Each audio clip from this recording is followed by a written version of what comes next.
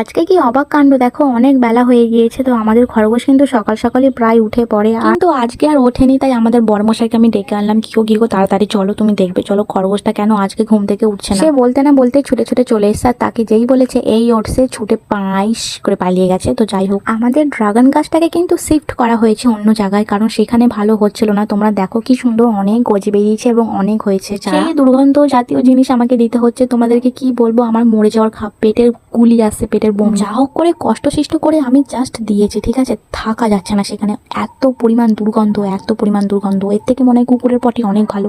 এইটা দেওয়ার একমাত্র কারণ হলো, এইটা দিলে নাকি গাছ অনেক পুষ্টি পায়, অনেকটা গ্রোথে সাহায্য করে। আর আমাদের গাছের গ্রোথ কিন্তু খুবই কম হচ্ছে, তার জন্য আমার এটা দেওয়া। বোতলে দুটো বোতল ছিল, তো যা হোক করে আমি একটা বোতল দেওয়ার পর আরেকটা যেই বোতল দিয়েছি, তো সয়কু করে আমি ছুটে চলে গেছি, কারণ আমি মরে যাওয়ার খাপ আমি যা হোক করে গিয়ে দিয়ে ছুটে পালিয়ে এসেছি। তো আজকের মতো টাটা, বাই বাই। দেখা হচ্ছে তোমাদের সাথে নতুন একটা ভিডিওতে।